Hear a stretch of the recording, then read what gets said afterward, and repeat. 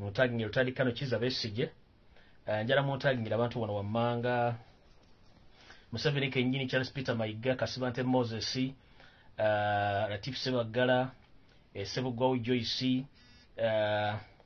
Sulaiman Chidandara ne Namboze Betty Bakireke ne mutaginge ne Lutali Kano Kiza Besigye mutereko njala mutagingira Yosef Tabasiro ntano wa Karekezi montagingira niyo mulala wano lemisi wano benjagala montagingira ku video eno njala montagingira Abel Kandiho Salim Sare Muhozi Kanyirugaba Sabit Muzeyi ne Mugira mu bantagingira wa Chief Justice as a must kubanga ilo kuza information jengendo power so montagingira njala montagingira President of February Kyagulanyi Center montagingira ne former President Museveni ndowooza njagala kutandika n'ekigula luggi tutandike program bulungi nnyo kantandike n'ekigula luggi yeah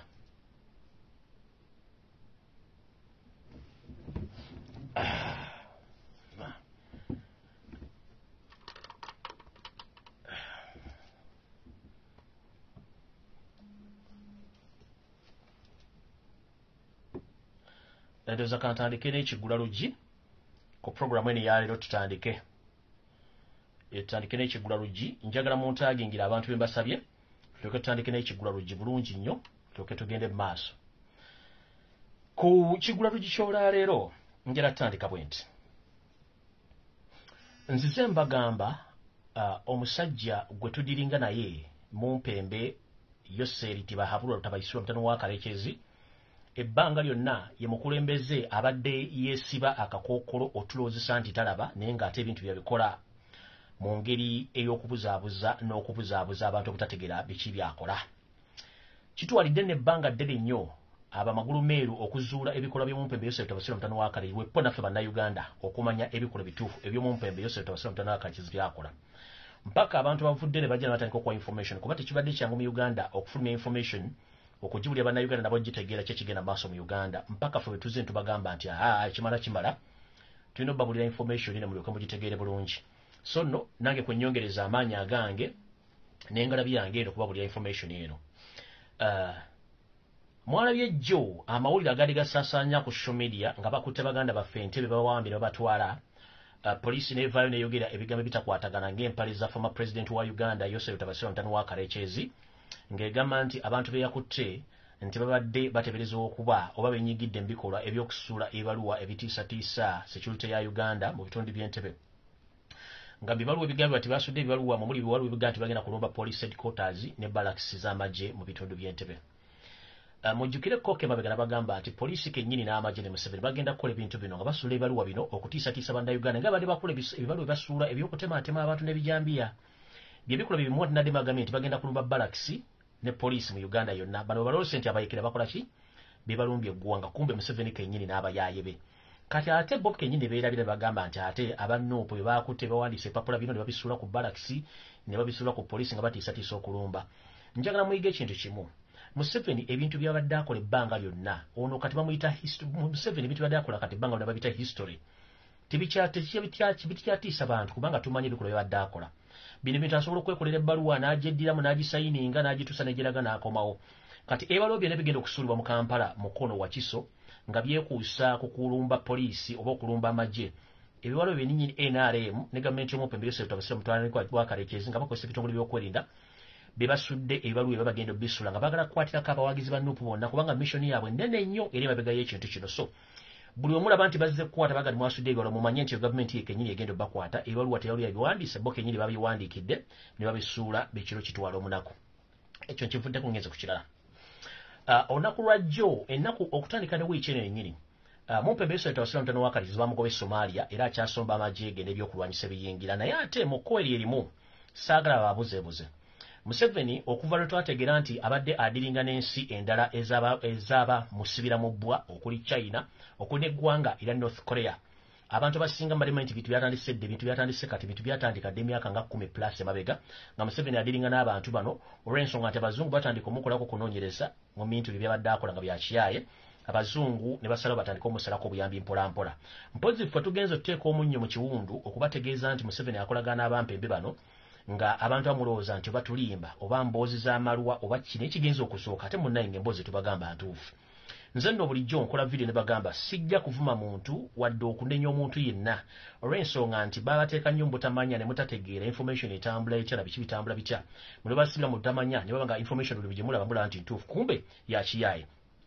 Tujja kunenya nnyo abakulembeze baffe naddala abakiise ba parliament okuba nti badde mu parliament nga nabo bazibe b'amaaso basayininga endalo ze batamanyi basayininga endagaano ze batamanyi okuba nti gavumenti ebadde etuuse okuba nti ekola ebintu bino byonna n'okuteeka Uganda mu katyabaga nga tebamanyi nti omukulembeze gwe bayina si munnayuganda kwekola obuvuyo buno bwonna. So njala bategeeza n'olunaku lwa jjo ekiro kyonna ebyokulwanyisa ebitamanyikiddwa muwendo bungi bwabyo bwayingiziddwa mu ggwanga lya Uganda nga biyita ku nsalo ey'emutukula ku ggwanga oba ku ludda olw'e Tanzania. Mu bino drone zange zasobodde okubalako trailer oba zimagulu 10 zikululana ezisukka mu 1500 nga zeetisse emmundu empya n'enkadde okuli ennyimpi empanvuyirivu na zonna eziba zeetaagisa kuno kwabadde n'ezimajegere zitanka ezitamanyikiddwa modo yazo naye ng'okusinziira ku info eyampeereddwa drone zange emmundu zino ziva mu ggwanga erya North Korea wepo n'eggwanga ery'Abachina. Naye ffe gye twagala okunenya be bakulembeze abaliraanye eggwanga Uganda okuba nti beenyigidde mu kikolwa ekyokuleka omumpembe ono ayingize ebyokulwanyisa bino nga tebamubuuza biragaluddawo bigenda kukola mulimu ki kubanga Uganda ggwanga tto eritanadde ssente ezisobola okulabirira amagye ne banga babakkiriza okuyingiza ebyokulwanyisa ebyo. Okuva jjo tanka omusajja kitutoni yangambye nti okuva jjo baakabala trailer eziwera 1500 nga ziyingiza ebyokulwanyisa mu ggwanga lya Uganda. N'olwaleero emisana ga leero era stilu kye kimu tanka eziyingiziddwa mu ggwanga wepo n'emmundu n'ebyokulwanyisa ebisubiddwa mu matundubaali mpitirivu nnyo ebitamanyikiddwa muwendo. So ne neebuuza Uganda twabaaki ekigendera kyaffe ekikulu kyakulaakulanya ggwanga oba kyakugula byakulwanyisa bizisa byalo mu Uganda. Tetulina amalwaliro, tetulina masannyalaze, abantu baavu, ekonome enfu, tugula byakulwanyisa. Ne neebuuza Uganda tulwana naani at the moment? Tulwana naani ekikuguzisa ebyokulwanyisa obisitookinge mu Uganda okuggyako nga abigula olina akazoole ku mutwe oba olina windows oba olina obutuli ku mutwe olina obumooli ku mutwe buno bwekajjansi nga gwe ndowoozayo n'entegeerayo Yusuf Bahabulwa mutabani wa Kalekezi former president nga gwe kintu ky'omanyi kyokka kyakulwanyisa naggula mundu kutta bannayuganda kyokka ky'omanyi. Emmundu nno ziyingire n'olwaleero era bwe nva ku vidiyo eno ngenda kuteekayo vidiyo ezo nziteekeyo nzibalage n'ebifaananyi ebikakasa nti ebyokulwanyisa mu Uganda byayingidde biyitivu naye nga biva mu ggwanga erya North Korea wepo ne China. Vidiyo eno yolwaleero njagala gikola naye nga njagala gikwasaganya nga njiweereza bannayuganda mwenna nga sisosoddeemu owagira kibiina kya NOP owagira kibiina kya NRM owagira DP owagira UPC owagira Jema oba owagira Uganda Federal Alliance. Tulina ebintu bye tulina okwetegereza mu ggwanga Uganda ng'oggyeko okuba nti eggwanga Uganda abasinga obungi mbadde mulabanga ekintu ekiri awo ekyokuzanyisa ggwanga ddambe lyetongodde naye nga temumanyi kye bayita economy temumanyi kye bayita byabufuzi mulowooza ebyobufuzi genda kulonda n'odda ewaka n'otuula. Ebyobufuzi no bikwatako kumanya ensonga ezigenda maaso mu ggwanga ekiseera kyonna bwe mbadde mwesulayo gwe naggamba nga temulowooza nti ensi eyinza okuba nti ejja kutegeera kyemukola oba kye bakola. We twogerera kati Uganda eyolekedde okuba nti oba oli wa NRM oba oli wa DP oba oli wa UPC oba oli wa NUP mwolekedde kye tuyita international ban and sanctions politically economically. Uganda ng'eggwanga nga tebawuddemu tebagenda kusiba Museveni bagenda kusibaani twolekedde kye tuyita international political ban international economical ban.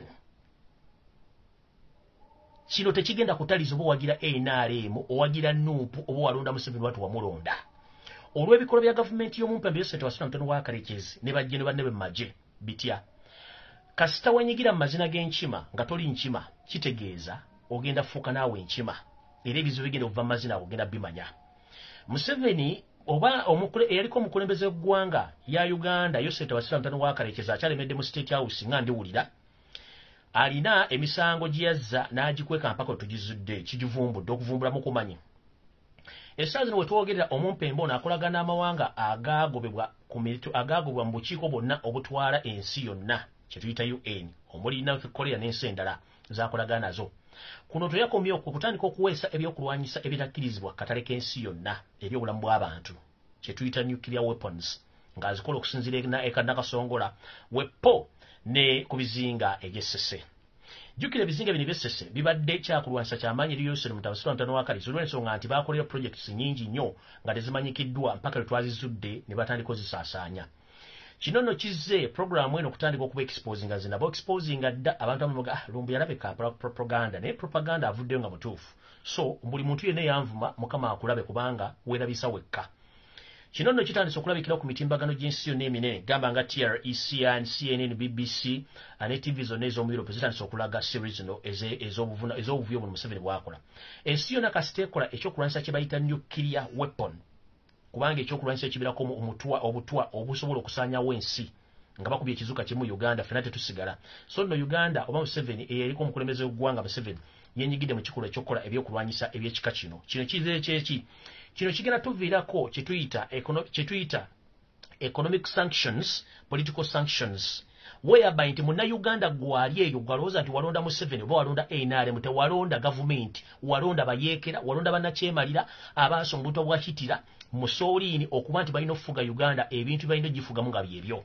Njagala obbabikira Bannayuganda nti okutandika n'olwaleero tuli mu nkola gye bayita enfuga eyaki mu nfuga gye bayita ey'abasibira mu bbwa nga n'okulonda kugenda kuva officially nga Yoseri Tebasirwa Mutano wa Kalizo ne family bafuga Uganda nga bajaagadde oba oyagala oba toyagala bo bagenda otutwala. Kati ensi zonna zimaze okutegeera ni Museveni alina ebyokulwanyisa ebyobutwa. Kigenda tuviirako kitya? Kigenda tuviirako nti economy yaffe egenda kufa to the extent nti inflation oba okunabuka kw'ensimbi kugenda kweyongera kutya nti gwe abadde agula ekikopo ky'amata ng'okigula siringisi 1,500 oba 2,000 otuuse okigula omutwalo gw'ensimbi. Gwe abadde asuubula katale k'ensi yonna ng'otwala $10 n'okuwamu 3,666 otuuse okukwata emitwalo 5 sinda kindi emitwalo 7 ogule $10 olyoka ogende China okusuubula oba ogende Kenya. Ekyo mukirinde. Tutuuse ku stage nti bagenda kugamba ensi zonna ezituliraanye Kenya, Tanzania obutaddamu okukolagana ggwanga lya Uganda kiba kitegeeza ensalo ezibadde ziyingiza byamaguzi okuva e Kenya zigenda kuggalwawo. Singa sanction zizze, I repeat this, singa sanction ezo zinaaluma bagenda kuggala border zonna okuyitibwa eya Tanzania eyingiza ebintu bagiggale, bajja kuggala Kenya bagiggale nga tekyali kintu kiva mu nsi zonna kuyingira Uganda. Kitegeeza ki? Eggwanga eryaffe jjukira liri masekati ga Africa nga batusibirayo batwesibirayo Katonda bwatu byatutonda. Tuli landlocked, tuli wakati w'ensi, tetulina mugguukiro gwa nnyanja nene kwe tuleetera bintu. Tuli landlocked, ennyanja gye tuteekako Victoria. Kati singa sanction zinaatuuka nga UN ezitaddeko n'America, America ekolagana buli nsi yonna ejja kugamba Bugambi Kenya nti ye bw'oba okolagana Uganda nawe tugenda kussaako sanctions. Kati tugambye toddamu kukkiriza byamaguzi byonna biva mu Kenya biyingira Uganda awo baggalewo. Bagambe Tanzania toddamu okukkiriza kintu kyonna kiva ku mwalo Dar es Salaam oba kiva Tanzania nga kiyingira Uganda baggalewo. Bagambe Rwanda, bagambe South Sudan, bagambe tusigale nga tuli mu katuwetu wakati nga tulina kye tugenda kukola. Bajja embassy zisinga obungi zigenda kuva mu Uganda zigende. Mugenda kujjawa visa. Bagenda kuddira ebyobugagga bya Uganda byonna ebiri mu nsi babiggalire omuli ssente enkalu n'eggolodi wabagyali baziggale. Kitegeeza ki? Tugenda mu kattu mweke mutamanyi buli ali yawoza simanyizi mu Museveni abeera simanyizi. Tugenda mu economic sanctions ne political sanctions whereby nti buli muntu abadde asigadde mu Uganda tunafuluma Uganda tojja kugifuluma ate mujja gibeeramu mubeere mu mbeera embi ng'ogenda ogula omugazi kikwetaagisa emitwalo 10 egya Uganda. Ogenda ofuna $10 kijja kwetaagisa emitwalo 5 ku nsavu ogenda ofuna $10 singa banateekako sanctions essaawa yonna eziri mu kujja. Nkyali ku Kigula Lodge video tennaba njala Mutangi Robert Kyagulanyi Center musigenda kulwa ku Kigula Lodge njala bayisamu wangu ba kukipayo tugende maaso. Ekita sanctions nga nkimaze genda ku Bannayuganda mwenna. Njagala kubaza Bannayuganda abawangalya mu ggwanga erya Bungereza abakoze ekikolwa ekitali kya butiitiizi okuŋŋaanya ebifaananyi by'abannaffe bonna abattiddwa mu struggle muno ne mbitwala ku embassy ya Uganda ne mbitimbayo. Mwebali nnyo mwebali edda temujjangu okwo buli ekibaddemu big up. Kati guno gwe mulundi gwe twagala okukola okuddamu okukola ekintu kino. Buli muntu yenna mu nsi yonna gy'oli ng'omanyi embassy ya Uganda mukuŋŋaanya ebifaananyi ebyo mbitwale mbiteeke ku embassy za Uganda zonna mubitwale ku UN headquarters mubitwale mutandika okwekalakasa nga mulaga buli kimu Museveni kyakoze okutta abantu massively mukikole kubanga bakikoze bungeeza yabadde example ba trend buli omu njagala kubasaba buli omu tandika okukola ekintu ekyo muddamu okwekalakasa mufune ebifaananyi ebyonna mubiprinting out mubisindike ku embassy za Uganda mubiteekewo muyite bannamawulire ba international journalist bakavalinge kibeere nga kigenda viral kubanga tukooye okuba nti tuttibwa ng'ensi temanyi twagala tufe ng'ensi emanyi nti Museveni atuttira mu bintu bye yeeyagaliza nga ye naye nno nkiddamu buli munnayuganda ali eyo akyasagambiza ng'akimezezza okw'omusana munnange nno oyinza okuba ng'oli eyo gowooza mbu simanyi waterera Museveni abeewo ng'atwala eggwanga lyammwe ligenda mu katyabaga eggwanga lyaffe ligenda mu katyabaga ke mutamanyi ak'ensimbi era njagala tutegeeza abantu abaddukanya bizinensi mu Kampala mujje ssente zammwe mu bizinensi njagala tutegeeza abasuubuzi mujje ssente zammwe mu bizinensi njagala tutegeeza abantu abakyapangisa za keedi muve mu akeedi ezo saagala mutandike kugamba nti olwatta kitange nalumanya nakolawo ki ng'ensimbi zo ziseebengerera ziggwawo nga batwala ebyobugagga byo ng'olemye okuzuukuka okutegeera nti eggwanga fu era ligenda kusaanawo ekyo nkimaliriza kibadde kiggula lugi kati vidiyo etandise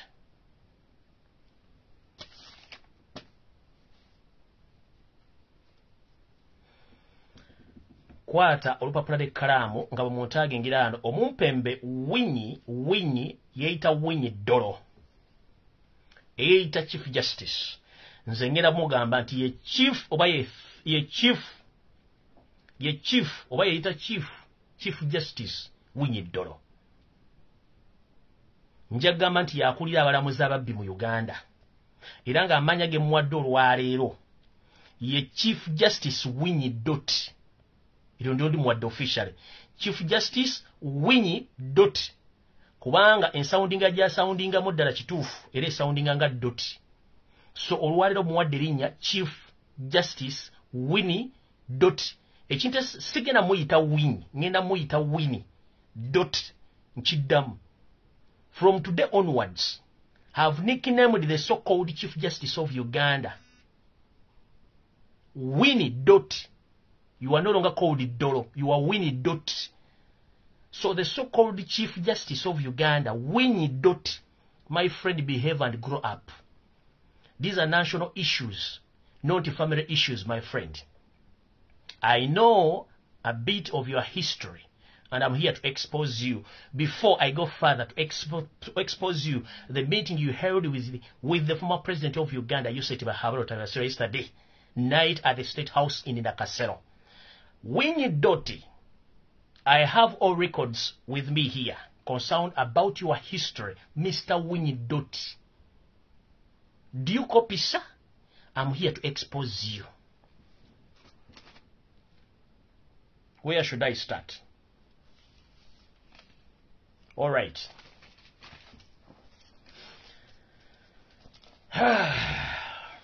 Okay. Mr. Winnie Doty. Yesterday, as we were presiding the petition of the 220 presidential election petitions, which were filed by Robert Kyagulanyi Ssentamu, the president-elect of the Republic of Uganda, you sounded ridiculous to the extent you acted as a lawyer who was defending the current regime or the former president Joseph Tabasirwa, the son of Karechez. As a Chief Justice, you need to behave like a professional judge, but not as a lawyer who was defending the former president. And you must be an example to the public and to your fellow judges.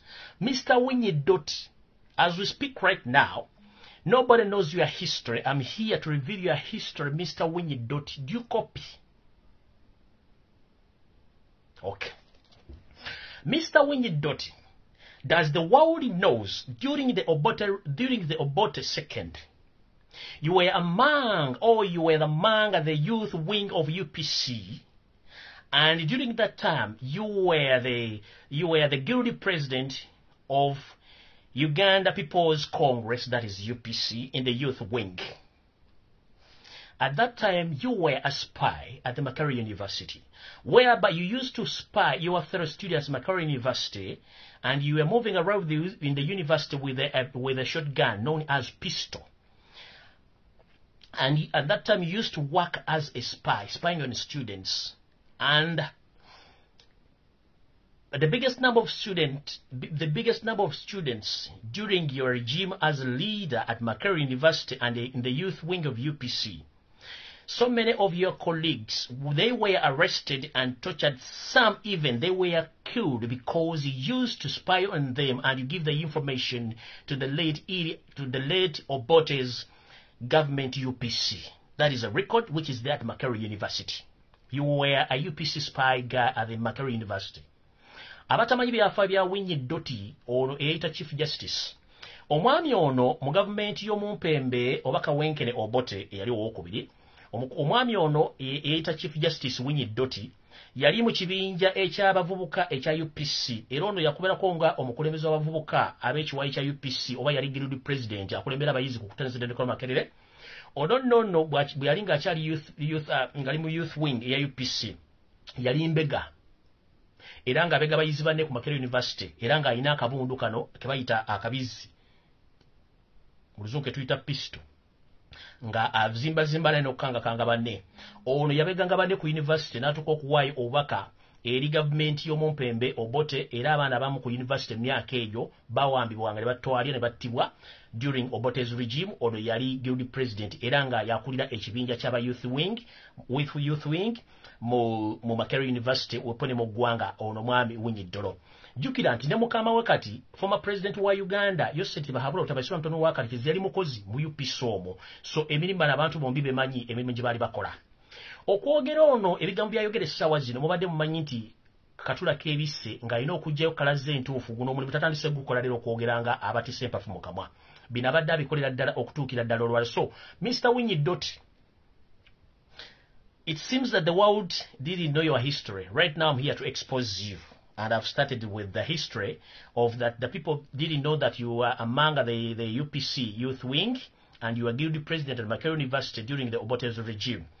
And your purpose in the university was to spy on your first students who, the number of them were arrested and killed, even tortured.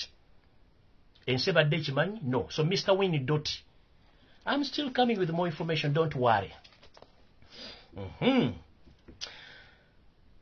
You know, my father used to work in KCCA, that is Kampala City Council, sometime back in 1994.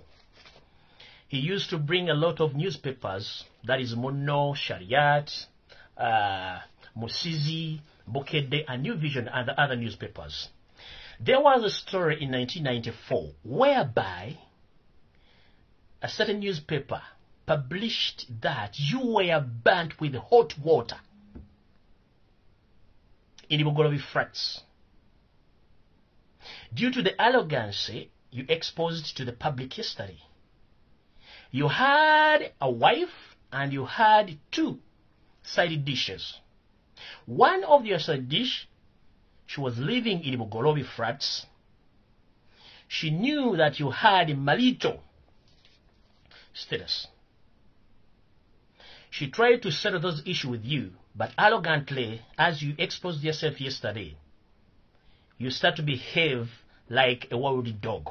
In the process, she invited you at Bamugobye flats where she used to stay. For you didn't know that she's going to burn you. You went to the house. She asked you a lot of questions. That is 1994. About you moving around with other girls.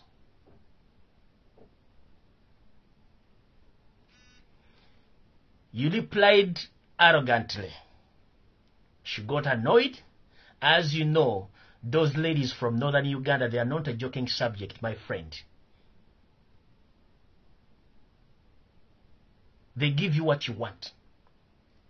This lady told you that, can you please tell me how many girlfriends you have? You failed to answer. So you started to expose yourself by replying arrogantly. While the woman, what the woman did was to get her hot water from the saucepan, and she poured that water on you. And you were banned. That is 1994. That news was published in a certain newspaper, which I can't remember right now. But I read the story in 1994. So, Mama Winnie Doty, buno okwogera arrogant nseba lete kumanyi obadde weeyisaako njagala olage public omukono gugwoyina your left hand side oba gubalansinga ne bode yo bulungi nnyo omanyi bwetuba tuanalyzing omuntu tulina engeri gye tukulaba mu one tukulaba face expression yo engeri gyoyogeramu tukulaba body language yo in the procession yesterday wabadde oyogera arrogantly ng'okolanga chief justice the same time okolanga lawyer wa Museveni ng'odefendinga Museveni tukimanyi jengere kubano njagadde kusooka ku expose nga ndyoke ngende ku meeting gye mwabaddemu kati erinnya ense litegedde erya Winyidot so now I'm back to your real name Mr. Winyidolo so Mr. Winyidolo mu mwaka gwa 1994 wafuna obuzibu arrogantly era ng'oliplyinga abantu bamanyi nti gwe soft spoken person nenga naturally oli musajja muzibu nnyo olwokuba nti wali mu spy element ate nga wooyagala kweraga nti oli w'amaanyi walina abakyala bali basukka mu basatu ng'olina owawakka ne basaididishi babiri ng'omu yali apangisa ku Bugolobe flats omukyalo n'akuyita akubuuza bakazi bameka boolina olujja kulwa nti abakyala b'omu north bo tebasanya bw'atuukayo n'otandika omweragirako nga bweweragidde ku public n'oyogera ebiga bitakwatagana omukyalo n'oyagala n'omuyisaamu empi kyeyava akwata esseffuliya nga liyafumbye edde amazzi akwetegekere n'akuyira amazzi wenna yakuyira amazzi wenna n'osusumbuka olususu n'omukono guno ne gukyamiramu era kyovula nti omukono gwo ne bode yo tebalansinga bw'oba oyagala okuprovinga kino oba osobola okweyambulira public ogigiremu essaati public etegere kikyoli bw'oba oyagala kumprovinga lwongo ojjamu essaati yo mu public otegeeze public omubiri gwe kyeguli ojja tegeera kino kyapeninga mu 1994 kubanga nkubuulidde history wange nzitata ngeri politician ng'agula nnyo amawulire yali akola mu city council kateetibwa KCCA history proper story of publishing omukyala yakwokya amazzi era okumuddamu arrogantly ng'olowooza okola ki ng'olowooza gw'osinga obuyinza so mukulu ebintu bino z'obikola ng'ensi ekutegeera oba ekutegeera and as we speak right now Mr. Winyidolo I think you were appointed wrongly in that office in the first place. One, you act as a Chief Justice as we speak. But according to the history of your educational background, you don't qualify to be in that office in the first place. In terms of qualification. You have so many degrees in other fields, but you have just a single degree in law. That means you are not qualified to be in that office. You have so many other degrees in other fields, but if it comes to law or in justice, you are not qualified to be there because you just have one single degree in that field. So as we speak right now, we know who chooses who to be on that panel. It is yourself, Tabasura, the son of Karechezi, Edwin Kalujire, and Chiriwa Chiwanuka. I'm going to expose you right now. Mukulu Winyidolo, totekeddwa kubeera mu office eyo olw'ensonga nti ebyafaayo eby'ensomayo biteankana naddala mu mateeka. Ekituufu wasoma mateeka niyo ina diguli emu. Chief Justice alina okuba nga alina diguli ezisukka mu 3 mu mateeka. Ng'oggyeko emakerere na kano Kalo Development Center kemusoma mu mwaka ogumu. Olina okuba nga olina diguli endala 2 either ng'olina ne masters mu mateeka. Tolina masters mu mateeka o just olina diguli gye wafuna esooka ne wano ku Road Development Center tuteekeddwa kubeera awo. Although olina diguli endala mu other fields ezo zozina, but you are not qualified to be as a Chief Justice. Olw'okuba nti Museveni alonda abantu be yali amanyiko history we nga abantu balowooza nti gwali osinga okutegeera. Mr. Winyidolo wali mu kifo kikyamu era nga information gye nina endaga bwenti kati kanku exposing otegeere. Njala bannayuganda muwandike ekintu kino. Museveni ayina akakiiko akamulondera abalamuzi naye yennyini ng'abamaze obexport bakola ki oba sporting. 1 mwalabye jjo omwami gwe bayita bya Luhanga awuliriza Museveni oyo y'omu ku bantu abatula kakiiko akalonda balooya ne bajjaji batula kakiiko ako. Kuliko omwami omutono gwe bayita Kiryowa Kiwanuka akasajja akayimise ne kwogera Amelda Bagasegona ng'amaze okwogera oyo omu ku batula kakiiko akalonda balooya mu State House. Kuliko mutabani wa Museveni amuwasiza muwala we amuja ekiwojjolo gwe bayita Edwin Kalujire be bantu 4 abalonda abalamuzi. Era nga Museveni okulonda Winyidolo ne bayaaye banne Museveni yakolagana ne mutabani we in-law son in-law gwe bayita Edwin Kalujire, Kiryowa Kiwanuka, oyo Byaruhanga n'abantu abalala babiri abatula kakiiko akalonda oba olina qualification ezikutuuzaawo oba tozina as long as bonati mental capacity yo ne support bo gye baagala okuba nti obakolera emirimu gyabwe ojja qualifyinga bakuleka n'ojja kuno kati mukulu Winyiddolo tukimanyi bulungi nnyo nti omukulu Merida Lubega Kisegula bwe yamaze okwogera omuntu eyayimise yekusisa okwogera yabadde Kiryowa Kiwanuka yatula ku commission eronda balooya bajjaji bonna abatuula ku bukiiko obufuga Uganda era bwe yayogedde ne Byaruhanga n'amala okwogera jjukira bano be baboosi bo abakwekomandinga. That's why wafunye guts ezijja okubulira public arrogant n'olyokoddamu n'otugamba wano we twakutte ensobi endala yino wano wagambye nti bwe mba muyisa akakiiko kanaama bwe mba muyisaamu kkooti amaaso tetujja kikkiriza bwe mba kkooti temugikkiriza bikiri ekola nti ye musobola ogera ne plan B yammwe nga mugirina. We don't care and we lose nothing. Nja kudde wange nebaka we know ojja kudde wo baka Mr. Winyiddolo. But the problem is you were appointed by the same guy Kiryowa Kiwanuka. That slender small man, that one. A typical con man, I know him. You were appointed by Edwin Kalugire. I don't think whether he was there. Even Byaruhanga himself who was questioning you or he was asking for this mission of the added affidavit in that petition. He was among the people who appointed you. So, bana babiri abadde bakubuulira be babbosi bo badde bakubuulira. So, we were expecting you to reply in such a way kubanga for us we came here to expose each and every one. So njagala eggwanga litegere nti Kagaya akaso okuyimira Lubega Segona series amaze okutuula wansi ke kaali ku bappointi abalonda Winyiddolo. Byaruhanga yennyini oyazze okwogera yennyini yali ku appointing committee eronda Winyiddolo ne banne. Bwe tuddako oli Edwin Kalugire y'omu ku bantu abalonda oyo ne badde bonna banno kubalonda baleetaawo kiki mwandisuubidde ekyandibadde kiva mu bino ebintu bonna tubamanyi kati nze maze exposinga. Bwe tuvaawo ne tugenda mu maaso nga tugamba tutya tugenda mu maaso twogere bwe tuti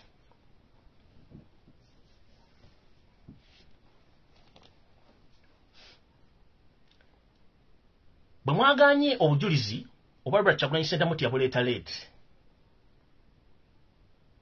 manyife twegendereza buli kimu naye ng'ate okimanyi Winyiddolo okimanyi bulungi nnyo nti ku weekend kkooti zikoma kukola Lwakutaano ku public holiday tezikola weekazizza ne weekaza n'ova mu kkala n'okalanguka n'ogamba during the public holiday mwali mu office ezo.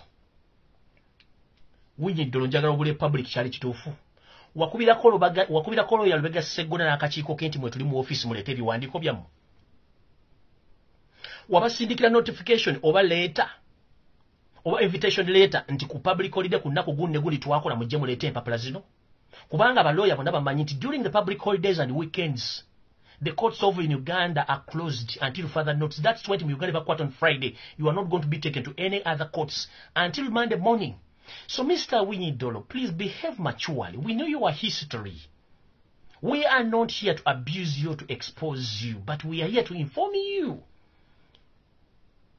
We know you were appointed by Museveni and his son-in-law, including those two guys who were questioning you or were giving you advices. Because they are the boss who appointed you. And Museveni commenced and said, yes, he's the right man. We know that. So Mr. Winyiddolo, don't fool Ugandans. If you were there in those offices during weekends and public holidays, did you call Lubega Segona or Nope lawyers to bring their affidavits? So right now, today, wawa NRM 10 days okuleeta okwewozaako kwabwe 10 days zagwako dda. But today, in the midst of anything, NRM eze nereeta okwewozaawo kwayo nga Nupu mwagiganye yo nereeta okwewozaawo kwayo. NRM eri special nnyo oba Museveni ali special nnyo. Lwaki muli meeting omuntu okuleeta obujulizi ate ne mukkiriza omuntu omulala okuleeta obujulizi bwonna nga bufayirinze? That means you are unprofessional. Nga Nupu byaleeta obujulizi bwayo nebuteekayo. Ne NRM bye period emu gyali ayina okuleeta obujulizi bwayo buteekewo period muggale case mutubule hearing date. But right now, okkiriza Museveni okuleeta obujulizi bwa buteekewo obwa Nupu wabuganye. Whom are you fooling? We know. kati kanku exposing ense kutegere kati video etandise.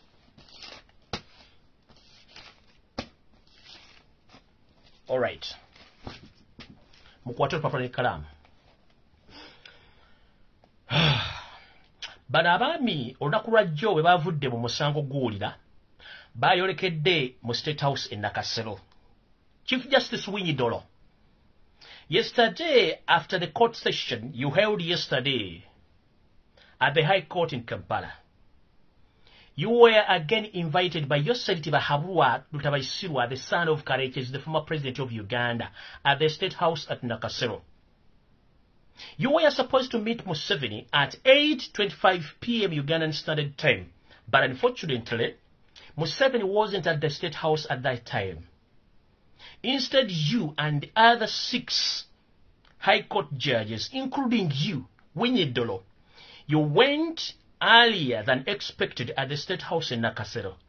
You reached at the State House in Nakasero at 8:25 p.m. Ugandan time.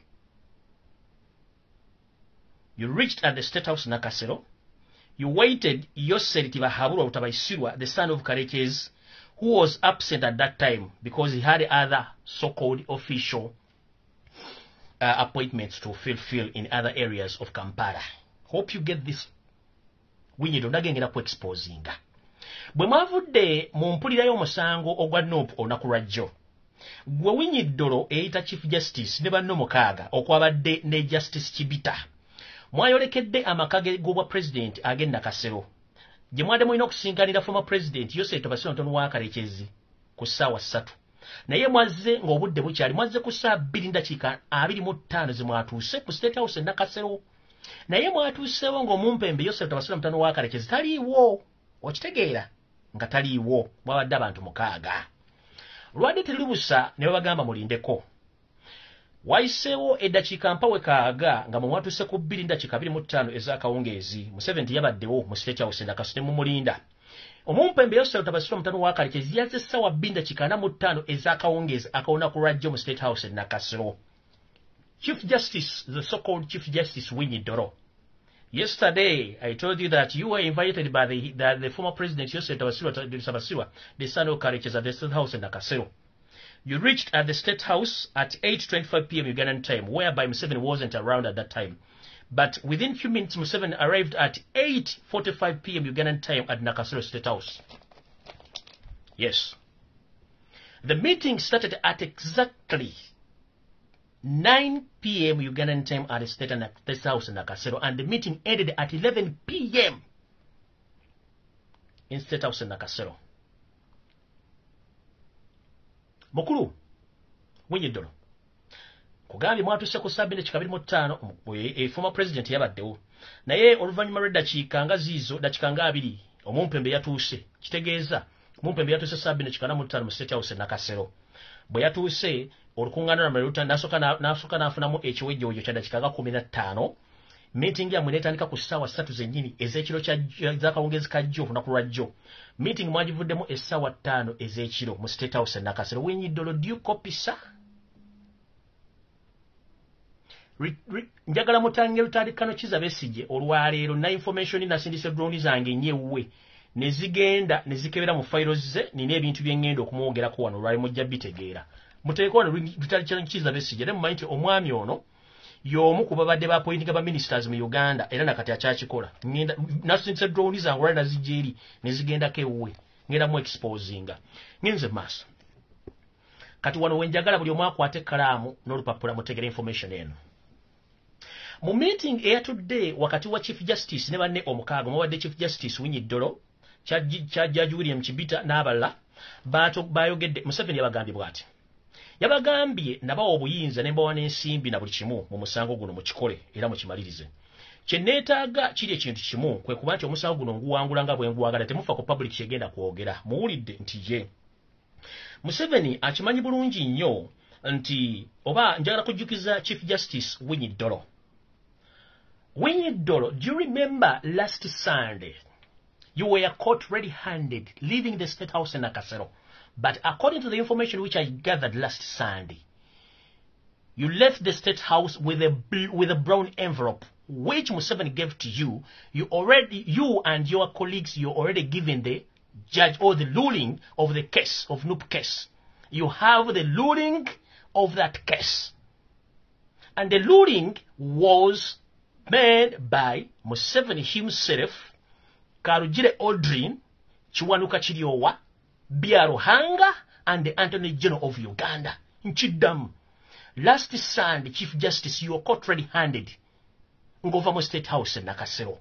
Mbakuwa brown envelope nga mulimu judgment eyina okupasingibwa ku musango gwa Nup. So this nonsense and arrogance you are using during the presiding of the court judgment, right now I can state to the public that last Sunday, Chief Justice Winnie Odwindoro, he was caught red-handed leaving the State House, but in that process he was given the judge or the ruling, which ruling was made by Museveni himself, the son-in-law Edwin Karugire, Chiriowa Chiwanuka, the small and slender guy who stood after Mr. Akaryamagwa Segona, Biaruhanga, and Attorney General of Uganda. Chief Justice, oyina judgment y'omusango gwa Nup, don't waste Ugandan time. Totumalira budde bwaffe. Genda maaso ngabe kimu nti bino bye tukole bya kuzanya mbuzanyi. Museveni ye president kyogere nti Museveni yawamba buli kimu yakiwamba na muwongo ya mubambira muleke tumalira budde. Kubanga judgment ogirina bwagikuwa mu brown envelope ng'amaze ogikola. Ne bando benyini bakimanyi. And I'm informing the public, don't be fooled and diverted ku bintu by'ono Omusajja Kibalamu musiru. Kibalama singa Katonda nyambala dune kuba n'ofira mu kimotoka kyo n'agamba amatama ne gaseberanga ice cream akubiddwa omuzira. Kiba kituyamba. Omusajja omukulu ojja osiruwala kalente koti ya sanoti Nup kibiina ojja ovevenga n'ebintu ebirebe ekisiru. Kibalama singa Katonda kuba laddu n'ofa n'ogweri ne tumanya nti mu bisajja butukuye ebisajja bitalina magezi mu nsi ya Katonda. Nize maaso.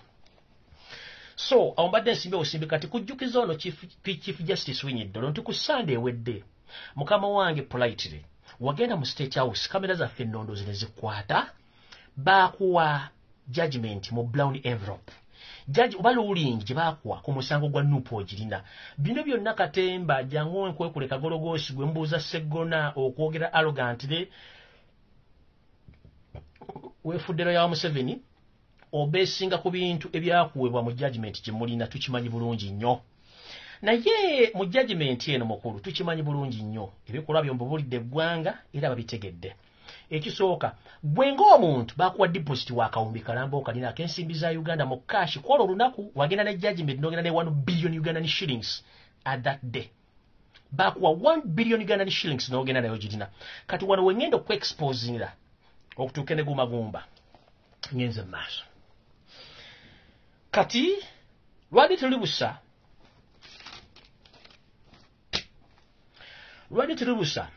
ekitongole ekya UN ekikwasaganya amawanga gonna kye tuyita United Nations Human Rights Commission or United Organization kyakubidde omumpembe Yosef Basira mutano wa Kalekeze essimu ne kimugamba kimenya amateeka okuddira abantu abambala engoye za bulijjo be tuyita ba civilian okubavunaanya mu kkooti y'amateeka ekika ky'abajaasi ng'ate tekikkirizibwa mu mateeka era kimenya ssemateeka w'eggwanga n'obulombolombo bw'amateeka gonna mu nsi yonna.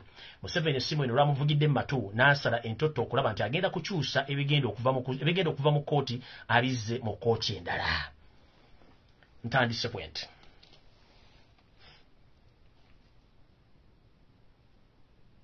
Museveni bw'amala okufuna essimu eyo eya UN ng'emutegeeza nti Eddie Mutwe, Nubian Lee, Map Media, Danny Magic n'abaganda baffe bonna abala bali mu kkooti eyo mu lumenye bw'amateeka nga tekikkirizibwa. Museveni empale zaamukankanya mu kumukankana n'agamba bino wammanga mumpulirize bulungi nnyo.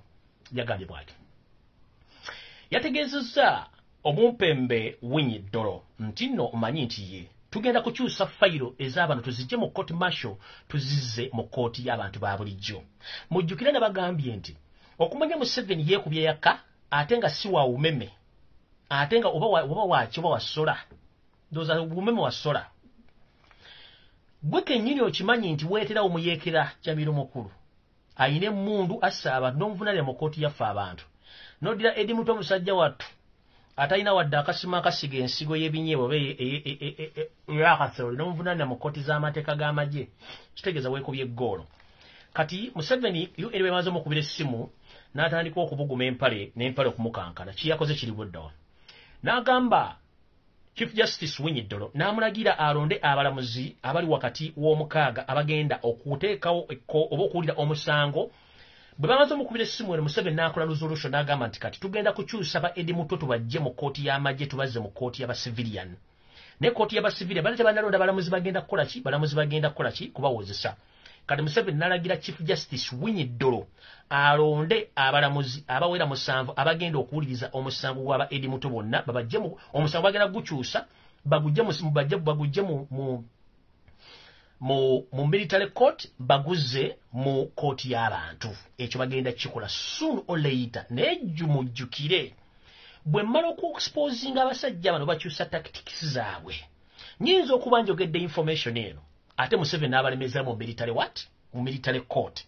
ne bwe mulaba nga bakyusizza omusango ne baguzza mu civilian court don't be surprised yabadde simu ya UN ne mu balamuzi bagambye omusanvu okulonda Chief Justice Winyidolo abalonde abalamuzi omusanvu bana abalamuzi omusanvu buli mulamuzi Museveni yagambye Chief Justice Winyidolo nti buli mulamuzi oyo agenda muwa omuteeko gwa nsimbi obukadde 500 okulaba nga abantu baffe bano bonna abali mu kkooti essaawa zino y'amagye basingibwa omusango ogw'okulya mu nsi yaabwe olukwe. Chief Justice, in the meeting you held Yosef Tabasirwa, the son of Karekezi, yesterday in the State House, Museveni, after receiving an international call from the United Nations, and the United Nations informed him that, Mr., it is unconstitutional to charge a civilian into a court-martial. So with immediate effect, he was informed to take all the suspects into the civilian courts, whereby Museveni told Chief Justice Winyidolo to appoint 7 judges who are going to hear that case against NUP supporters who are currently charged in the military court. But Museveni promised Winyidolo that he is going to fund all those judges, the 7 appointed judges in those cases. Each judge is going to be awarded with a whopping 500 million Ugandan shillings as a bribe to make sure that all our friends and relatives right now who are in court-martial are going to be convicted with a treason case. Mr. Winyidolo saagala ogambe nti ebintu bino tobiwulira toba mbyogera mu Luwarabu oba mu Lujamani. Sibyogera mu Luwarabu, sibyogera mu Lujamani, mbyogera mu lulimi lw'owuliriza Oluganda lw'omanyi obulungi, ndyogerera mu lulimi Oluzungu lw'owulira bulungi, saagala weebuzebuze nga yeekubya yaka. Ekyo nkimaliriza ngenze maaso. Buli mulamuzi yenda agenda okubeera mu bagenda mu ebikadde 5 obw'ensimbi za Uganda agenda okubeera mu musango guno. Ekyo nkimaze. Era mbajjukiza nti gye bujja katono bonna bagenda kuba bakyusibwa okuzzibwa bazzibwa mu kkooti eya bulijjo era bateekebwe mu kkooti ebyo batandike okuba nti bawozesebwa emisango egyo.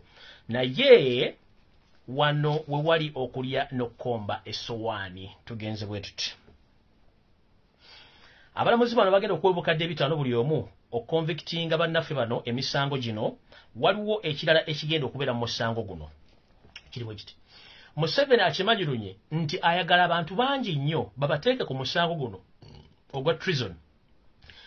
Ennamba y'abantu bayagala erinye okulaga international community nti abazibe emisango mu Uganda bangi ng'ate ba kibiina kya NUP. Muno ku keesi eno oba bagenda kwongerako abawagizi ba NUP abamu be bateeka mu kkooti e Masaka, abamu be bagamba nti abamu kkooti be yagamba nti fayiro eno ekyabulamu abantu abamu bakyadduse tebannalabirwako, kiba kitegeeza bagireka eri open basobola okukwata omuntu bamwongera ku keesi fayiro eyo. Na kino babagambye nti baagala kuddamu okuzimba keesi eno nga bongerako abantu abalala mu fayiro eno. Mu bantu bagenda okwongerako be baani? Bagenda kwongerako abamu ku bakulembeze ba NUP, bagenda kwongerako abamu ku bagazi ba NUP, bagenda kwongerako baganzi baabo abawagizi ba NUP bakandidati ba NUP, bagenda kwongerako ab'eŋŋanda abamu ku bantu ba NUP abali mu kkomera essaawa zino we twogerera. Ngenze mu maaso.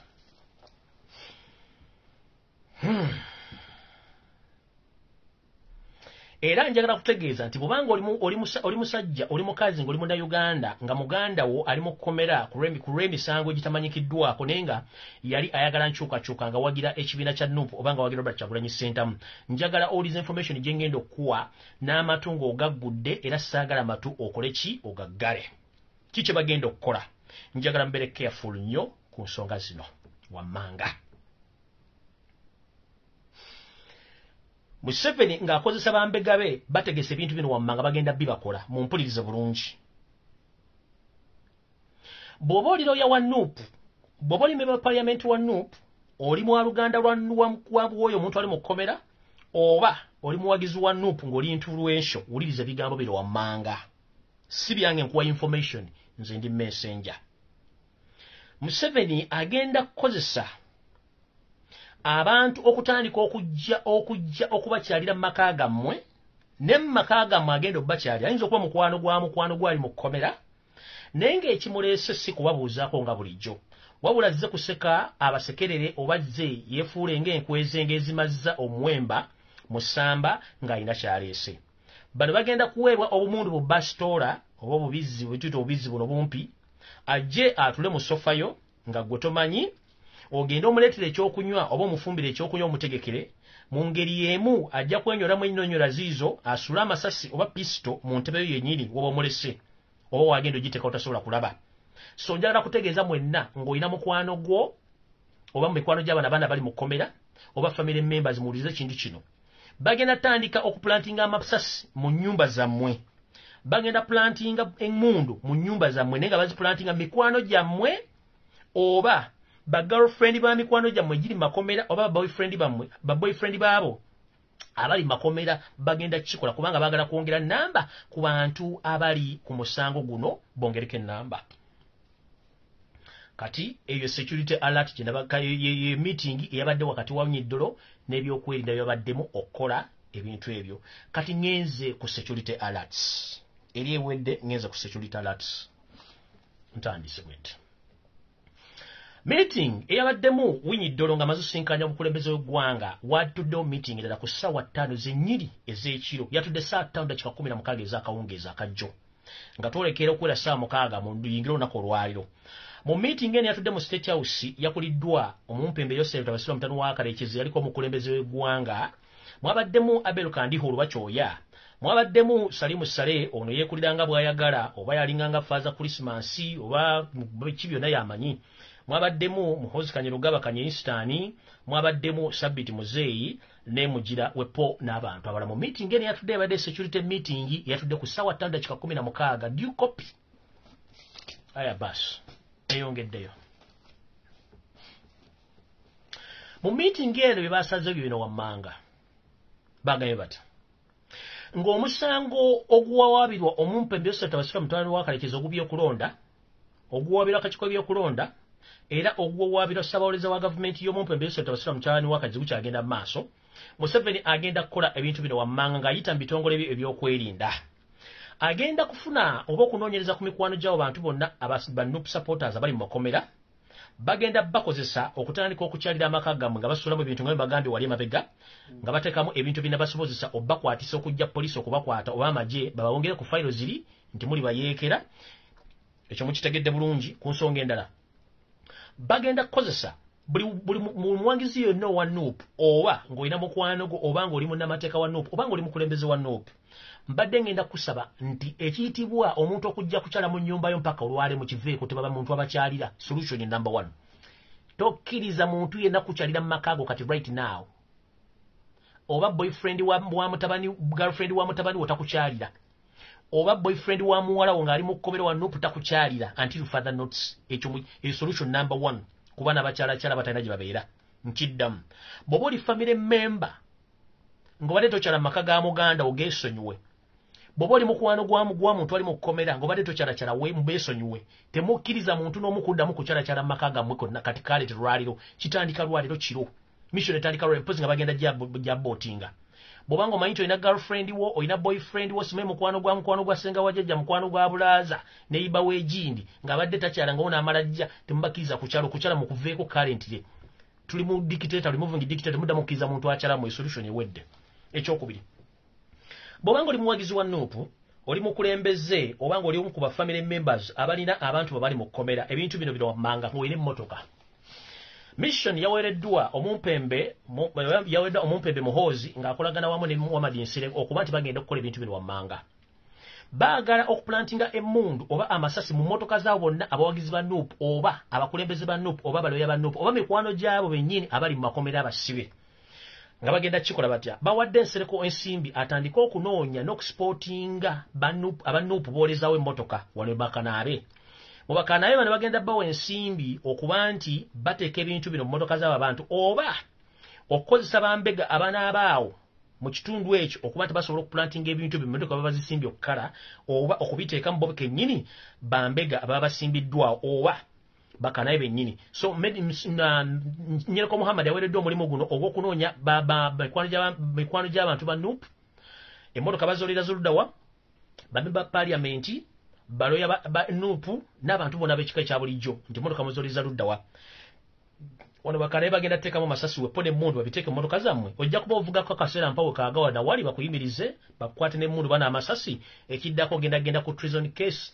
Togenda kuddamu okulabika mpaka nga Yesu akomyewo okujjamu nga tulwanyeeko gavumenti ne tugisuula wansi nga nenda bugisimufungize. Wano otegeeza ntya emmotoka zammwe muzooleze mu maka gammwe kyekisooka. Ekyokubiri mutambuzeeko ku bigere mukana akaseera mpawe kaaga bwe kiba kikulemye nga ggwe oli oyagala nnyo vuga emmotoka bagikwoleze ebinaddako nze tombunaananga nkubuulidde ekinaabaawo. Nantabulira Ssekabaka Kayemba nantabulira Ssaabalya mulya Bbumba mbabuulidde emmotoka temuddamu zitula ku Bakanaabe. Abaana bwe babooleza emmotoka emikwano mugigobe wammwe temuddamu kuzungira mu mamotoka n'abantu bamuteeka mu motoka temumanyi. N'ekirala mu mikwano gye mugabako lift nkiddamu mu mikwano gye mugabirako lift okubatwala mu mmotoka bagenda suulamu amasasi. Museveni bw'anaakusanga n'ekisonkole ky'essasi mu mmotoka bagenda kuteekako treason case era ogenda kubeera nga bateekebwa ki ku case eyo. Nduza mukitegedde bulungi. Omuntu gw'osanga oba wa Nuupu n'akuyimiriza kyali wange ntwalaako n'akuteramu essasi mu mmotoka ojja kuba ogenze ffe tojja tubula tujja kuba tukutegeezezza ebivudde mazina g'enkima. Ekyo ngenze mu maaso. Bino byonna Muhoozi abirimu ng'akozesa omumpembe Nyereko Muhammad okunoonya Bakanaaba bagenda okukola omulimu ogwo mukitegedde bulungi. Kati ngenze ku baganda baffe mwenna abawala n'abalenzi mwenna bawagira Nuupu. Eno information manyi olumu tebasanyusa naye njagala bagamba buli muntu yenna akyanyumira okunuuna amabeere n'okuwujja ekiwojjolo wandibanga ekiwojjolo kiyinza okuviiramu obuzibu n'okutuusa okutwala ekagamba okutwala mu kkomera n'obeera ebbanga lyo ery'obulamu bwonna. Museveni yayiwa bambega abayitirivu nnyo mu Kampala abali mu kika ky'abakazi abalungi kaalaala abamu simanyi mirimu gye bakola mulabako ne ku situti akabatunda emiyembe naye nga ffigayo tetundekenda kutunda miyembe nga kwe bali. Kino njagala kibagamba kano akakodyo mujja kagwamu n'essaagala mukagwemu kankoogere. Bw'omanyi nti oli muwagizi wa Nuupu ng'oli musajja mufumbo eno ne information gikoledde ebbanga ddene ebalimi okukwata. Bw'omanyi oli muwagizi wa Nuupu oli mukulembeze oli ki ng'oli musajja mufumbo mu kaseera kano sigala ne mukazi wo. Bw'oba oli muwala ng'olina boyfriend wo ng'oli wa Nuupu essaawa zino sigala ne boyfriend wo tozunga. Museveni ateeseteese okweyambisa abawala kaalaala n'abavubuka abagoogofu okusikiriza abawala ba Nuupu be baagala okukwata nga bafunye abavubuka bano abalina ensimbi n'obusente obulya muwogo n'obumotoka buno bwe twayitaako buno obumotoka bwe tuyita wendi nkufuna bagenda bakozesa babakwate mpaka banaaba baagala. Ekisooka Museveni akimanyi bulungi nti abantu mu Kampala n'abana Uganda mwagala nnyo okuwujja ebiwojjo n'okunona amabeere babaleetedde abaana balina amabeere agalinga emitima gy'engabi.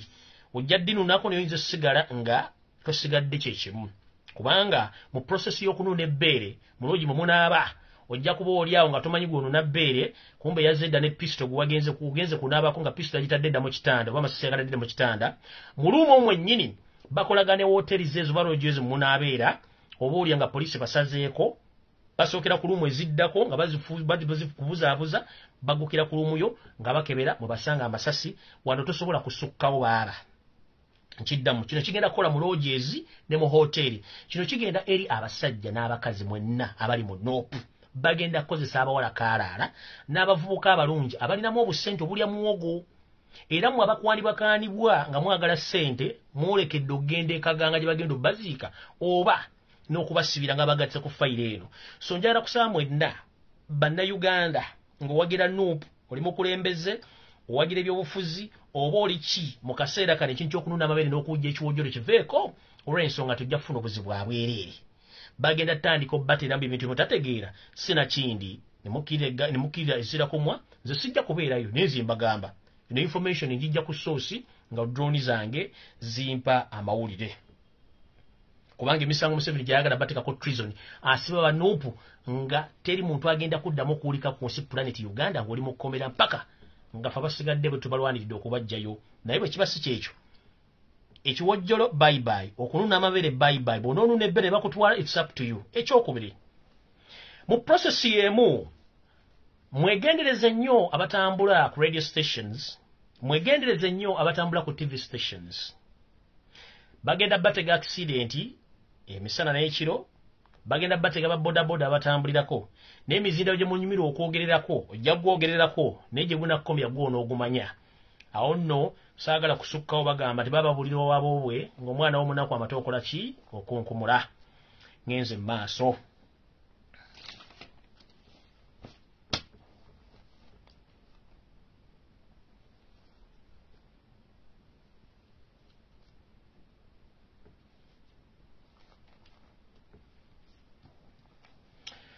Ekyo nga nkimaze ekya security alert kiwedde ndoza buli kimu nkibagambye sina kye sibagambye. Bwe mmala ekya security alert mba ngenda ku kiwa ngenze ku nsonga eno. Bwe bagambye ku nsi ebizibu Uganda byeyolekedde olw'omumpembe Yoseta Wasira Mutono wa Kalekyezi mu kino kye mbadde temumanyi kiri bwe kiti nti omumpembe yaliko omukulembeze w'eggwanga Yoseta Wasira Mutono wa Kalekyezi bwe yali ng'akola endagaano wakati we n'Abachina n'Abakoleya yagamba bw'ati.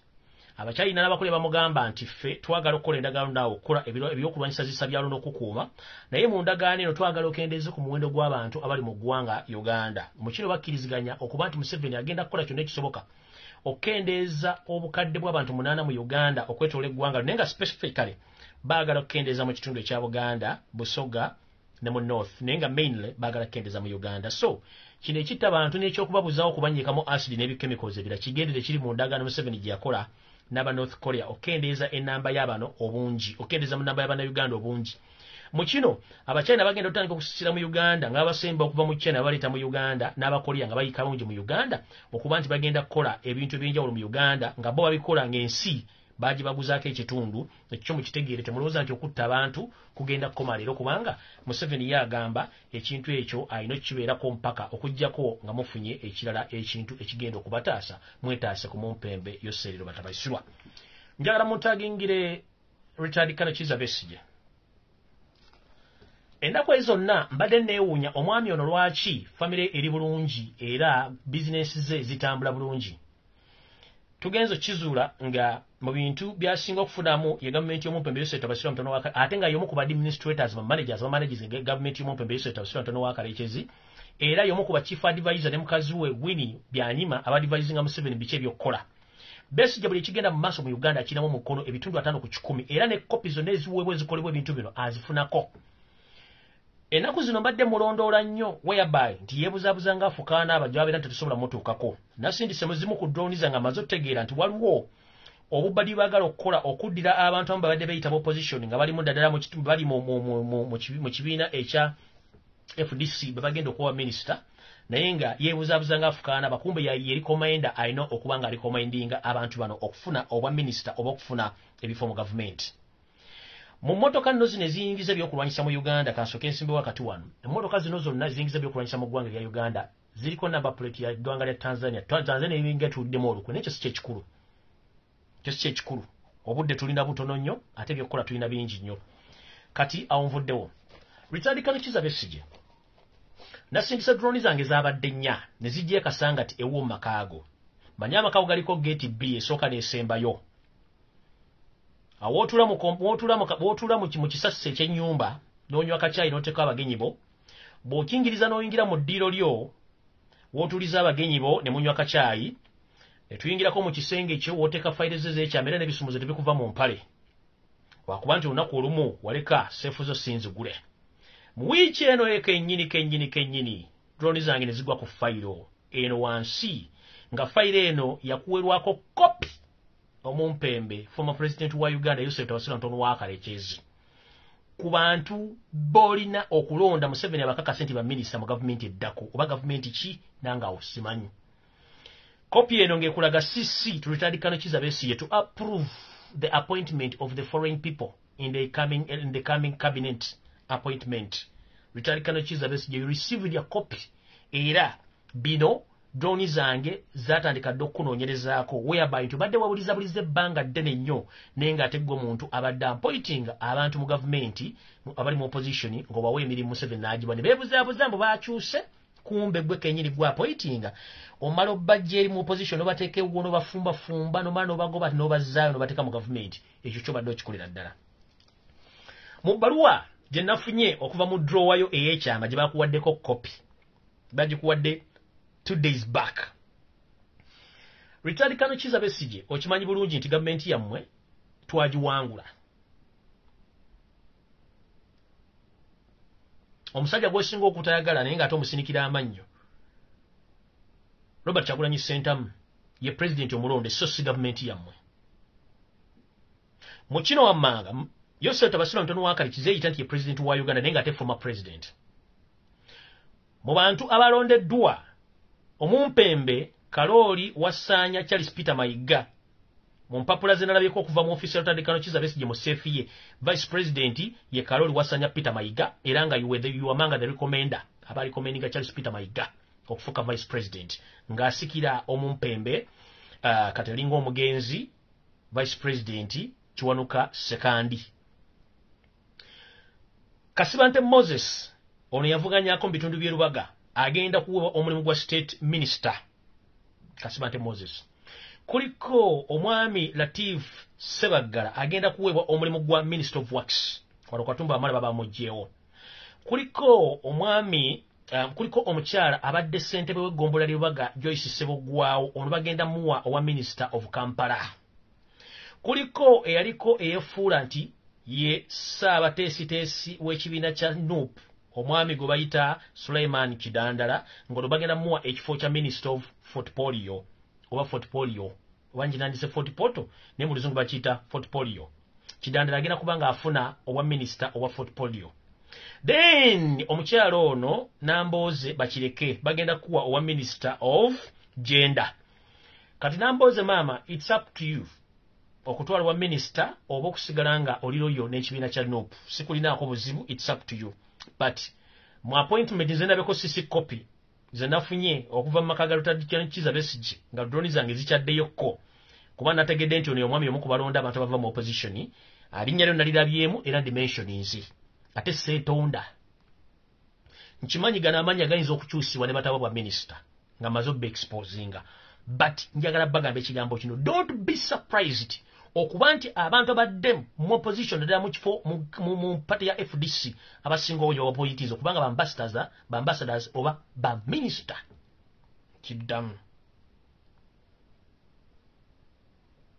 nkiddamu tembera surprised ng'abantu abadde ba MP bemulooza nti opposition bafunye bwa minister oba nga bafunye bwa ambassador tembera surprised manya gensomye papula ze nalabyeko gemanya gemba wadde naye Nambooze kiri gy'oli kubanze linnya lyo ndirabyeko nze kyendabako kyensoma kyempa abantu it's up to you okutwala oba okireka oba oliroyo mu opposition ya NUP it's okay bw'oba ofuuka minister nakyo kiri gy'oli naye nga kino kisobola okukyuka essaawa yonna kasita malo expose nga basobola okukola ki basobola kikyula wansi ne bakijjawo so bye bintu byendabyeko.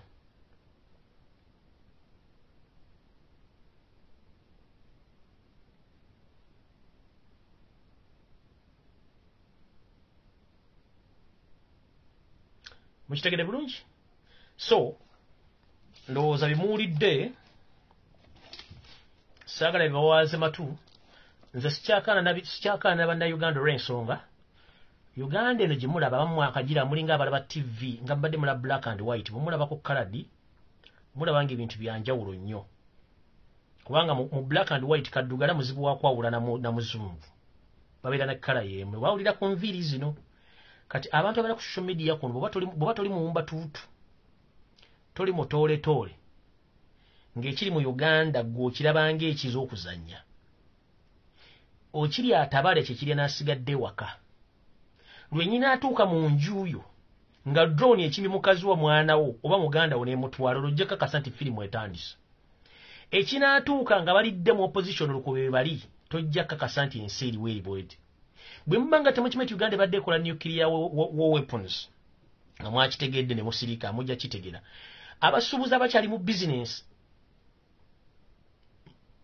nga mukyefudde mukyesudde ogwa naggamba namwe mugenda kifeesingako abantu mwenna be mulowooza nti muli mu Uganda mulowooza endowooza y'emu mugenda kufeesingako kintu kino ekisooka kasita the moment batuteekako economic sanctions abadde bakola business mwekaabire abadde bagenda okusuubula mwekaabire inflation egenda kulinnya waggulu kino nfundikira nakyo economy ya Uganda already mfu whereby nti tugenda mu system enzibu ennyo nti kasita munaatandika okulanga bannayuganda temukyasobola kwetuusako bintu bya bulamu bwa bulijjo mumanyi abalula esiridde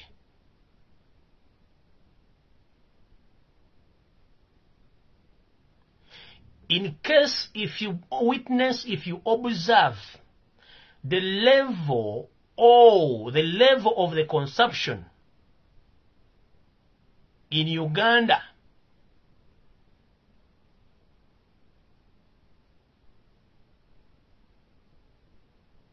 is slowing on the very high speed sagala mukabe kyetuyita the level of consumption nti abantu abakozesa ebintu byolina okugula ku dduuka nga tokyasobola kugula kintu kino ng'ennamba egenda ekkira abadde agula suka tokyasobola mugula abadde agula sabuni tokyasobola mugula abadde agula buto tokyasobola mugula abadde alinya takisi tokyasobola gigula tokyasobola girinya abadde alinya boda tokyasobola girinya abadde asasula school fees tokyasobola musasula abadde agula yaka tokyasobola mugula abadde agula subscription wa TV tosobola mugula nga tokyasobola kukola bintu ebimanyi nti eyalula ejja kuba esiridde ekyo kyo mukimanyi ate mu ekyo bwe kinaba wekiringa enkozesa y'ebintu mu Uganda ekendedde nga abantu bakyalina ssente emiwendo gy'ebintu ate gyo gigenda kulinnya oba muntegedde bulungi nti kyetuyita enkozesa y'ebintu egenda kukka mu Uganda olw'obwavu ate ebintu kennyini emiwendo gyabyo girinnye olw'okuba nti waliwo okunaabuuka mu nsimbi abadde agula liita ya butto 14,800 ojja gigula omutwalo kitegeeza togenda kusobola kugula liita ya butto emutwalo olina kuwummula kulya maluma olina kulya boiro akola butto agenda kufiirwa kubanga ba consumers bagenda kuba tebakyaliwo nga tebakyasobola ku affordinga gula oil abadde atunda sukaali ku 15,000 abagenda omunywa bagenda kwesala production oba kituyita okuweesa sukaali oyo kwesibe nga nti amukola takyalina gwamuguza olw'okuba nti sukaali wa bbeeyi mukitegedde kitegeeza tugenda tutuuka mu system nti ebifulumizibwa mu makolero tebikyalina abirya oba bikozesa olw'ensonga nti ababikozesa bajja kuba tebakyalina ssente kyenva mulani nti abantu baga tulina amabaala sima ebiki nabagamba dda buli muntu muna Uganda akola business naddala mu Buganda muno mujje essereza mu business mwagaana mugenda kuwulira endigito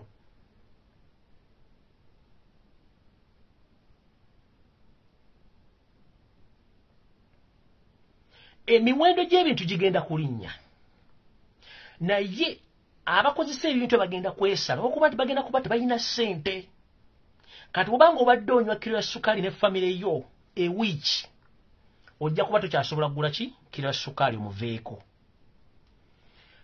kati oli gw'obadde ogulako kiro ya sukaali agenda mutuulirira nga talina gwamuguza ssente ze zifa oli amukola manufacturer ajja kuba takyalina bamugulako sukaali eyo kitegeeza capital gwe yateekamu n'abalina ebikajjo mu masamba bigenda kusigala nga tebikyagulwa kubanga abalina okugula ebikajjo ebyo ba factory bwekola sukaali inamuguza bantu abantu tebakyamunywa alima ebikajjo ogenda kufiirwa bifiireyo akola sukaali yo mu factory agenda kufiirwa nono nanyini kumunywa nga takyasobola munywa economy bwetambula kasita sanctions ziruma ezo naye mu kino mulina okumanya nti Uganda egenda kuteekebwako sanctions egenda kukwata sanction buli muntu yenna ali mu Uganda. Uganda egenda fuuka amanga the terrorist states olw'okukozesa ekyokulwanyisa kye bayita nuclear nti mwenna bannayuganda oba oli abroad oba oli wakakasita banatuteeka ku blacklist nations okusaba visa mu nsi mw'oyagala kijja kufuuka kizibu okugenda mu nsi era kigenda kuba kifuuka kizibu. Imagine muyinza n'okutuba nga temukyasobola kugenda na Kenya wadde Tanzania temukyasobola kugendayo nga bataddeko sanctions.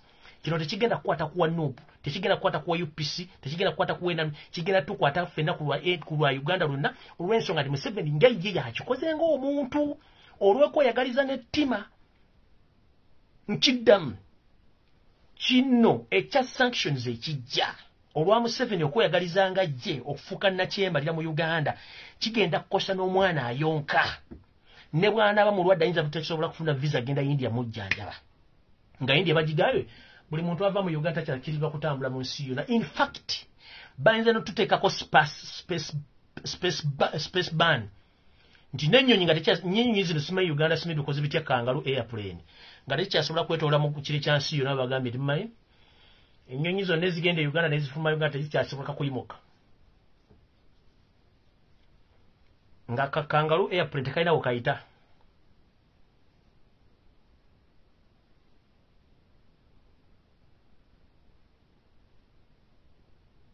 Kitegeera ekyo tuyita sanctions. Abatamanyi sanctions mulizo zuulyanga ez'okuzannya. Naye bino Museveni byakoze biyinza okubaleeteramu enna okufiirwa lumu nga tetwawuddemu nti onawagira kibiina kyo onawagira kibiina kyo nowa kibiina ki. Ebinaava mu yebiraka nze naawe mujja biraba weetulagaawo. Nze nja kuba wendi nga mbabuulira era nga mbalaba. Nze nja kubawo nga mula buli kimu ekigenda mu maaso. Ekyomusango mbabuulire kiki ekirimu. Jaaji yafuuse looya ate looya yawogerera Museveni olw'okuba nti balina enkolagana gye bali bakolagana. Kati mukulu w'Iddolo nze maze mune ku exposinga ensi ekutegedde. Wali mu gavumenti ya UPC ng'oli youth winger otambula n'emmundu obega abaana ku university wakwatisa abaana bangi nnyo era abamu bafiira obulamu bwabwe. Abali bakulowooza ng'omuntu ali polite mu mbeera toli polite. Ekisooka gwe kennyini watulaze wagambye nti bwe muba musobola nga temulisiga kkooti mugende mu plan B. Mukulu w'Iddolo njala kubuuza ekibuuzo kimu nga nfundikira. Bw'onoonya ku social media kwonna Kyagulanyi era yayogeddeko ekigambo plan B takyogerangako. Eyakyogera plan B ye mukama mu Besigye ajja nayogera ebigambo n'abiteekawo. Njagala mwegendeze nnyo Besigye lwe Kyagulanyi Ssentamu lwaba agenda okukola ekintu kyonna. Besigye ateekayo press conference n'ayogera ebigambo bye. Kati bo balina dikoyi yaabwe. Mune balowooza nti Besigye ali kusaidia mu kyayogera namwe kigenda bakwata. Besigye yayogera ekigambo plan B. Eriye Katonga ku ofisi zaabwe. Nga Robert Kyagulanyi Ssentamu ali mu kukola press conference ewa ekamwocha. Kati bano bagamba nti plan B bagibuuza Robert Kyagulanyi Ssentamu ng'ate mukama waabwe Besigye yajogera. Kitegeeza Besigye mukozi w'abali era ebigambo byonna byayogera bina well calculated and well versed and searched on. Mukulu w'Iddolo njagala olete video mu bintu byabagambye Joe arrogant n'ogamba Robert Kyagulanyi Ssentamu batayisiga kooti agende ne plan B. That means you were sent to argue like a fool. At your age, don't act like a fool.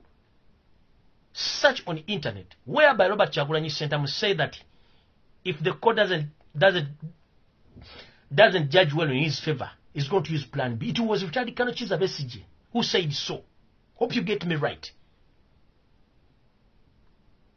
Lastly, when Robert Kyagulanyi Ssentamu was addressing his colleagues at his home in Magere, the same gentleman, Richard Kano Chiza Besigye, said, no, the Reverend Kyagulanyi Ssentamu was meeting the European envoys at his home or at his residence in Magere or at Magere.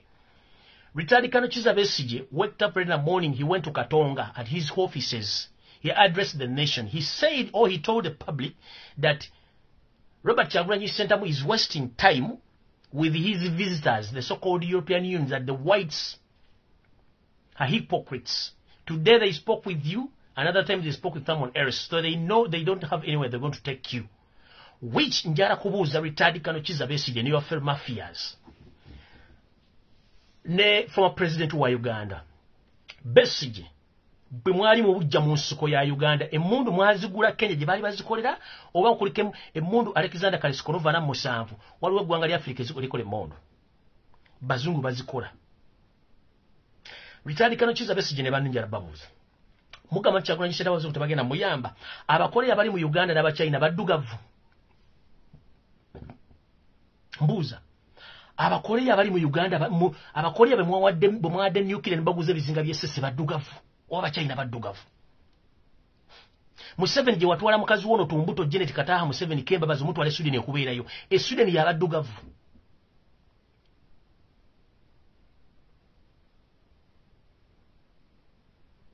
Mugenda okuwola sente nkyane eggulu. Sente muze wola mbaddugavu bannammwe oba muddugavu yazikuwa mbale ngati muzungu. Essaazi n'omusaba vaccine. Nsi ki mu Africa yakoze vaccine egirina. Era muzungu yalina vaccine. On this planet Earth you can't do anything without the whites. I'm repeating it again. On this planet Earth, nothing the black man can do without a white man. It is impossible. Because sometimes we lack knowledge. 2, we lack capital. 3, we hate each other. Assume 7, you hate Ugandans. So how dare you, you come publicly and say that Robert Chagulanyi Sentamu, he had invited the European Unions, but those people are hypocrites, they're not going to help him, instead of using Plan B. Who told you that we have Plan B, Mr. Behave?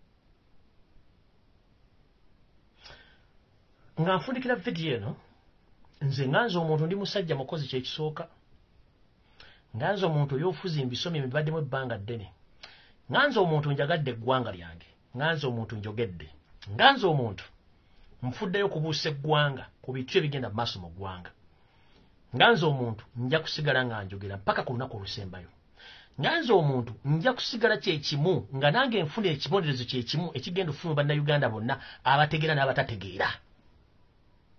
In case wazewo sanction zigenda kunkola kibi kye kimu kye zigenda okukola gwe yeefuula nti oyagala nnyo Museveni. Kubanga empapula zenna zonna za Uganda nawe empapula z'olina za Uganda. Bajja gena mwe baga nti America egambye nti buli nsi yonna ekolagana ne Uganda nga America ekolagana nayo you are in for it temuddamu okolagana Museveni kitegeeza nawe ogenda fiirwa. European eregeraga nti buli muntu yena akolagana ne Uganda okolagana naye for your own risk. Nawe ogenda fiirwa kanjala bagamba gwali yavuma Lumbuye gwali yavuma Kyagulanyi gwali yavuma ani soka werowoozeemu buzibu ki Museveni bwakutaddemu.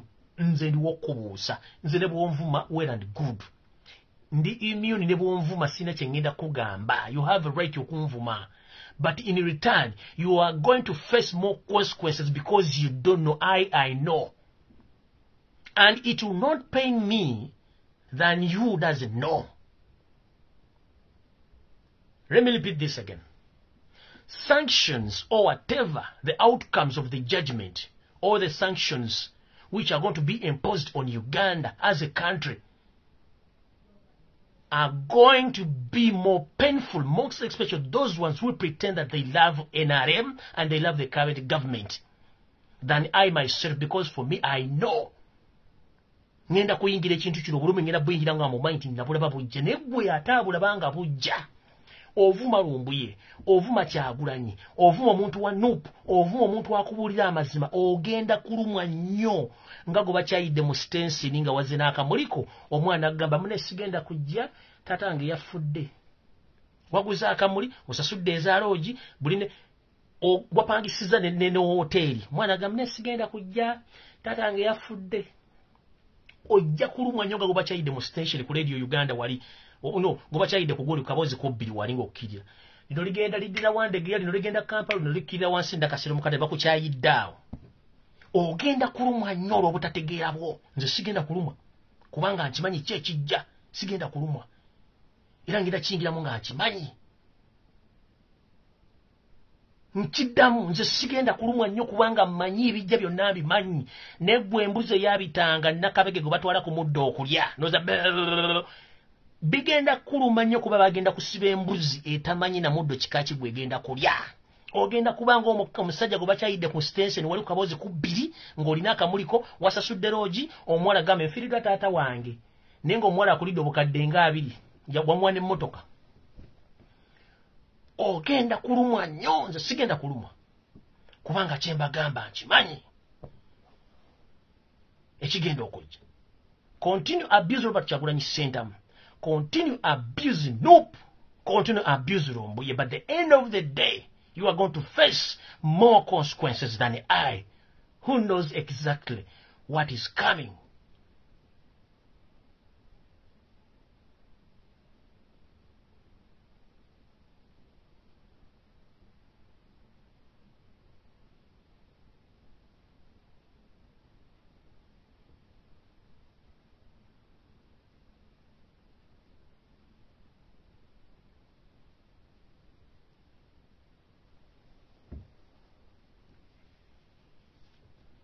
Mukama bakumira takumira mpeera tusikana na kurencha bimuli mulange mengo kubana ne information ntoko. So mukama bakumire nzira bagesi genda kulumwa ngoba ovuma Kyagulanyi oba ovuma nze oba ovuma Numpu oba ovuma ani abaagala change abakulaga ekigula lujje ojja kwesibira mu ntaana ofenga olumwa kikulube.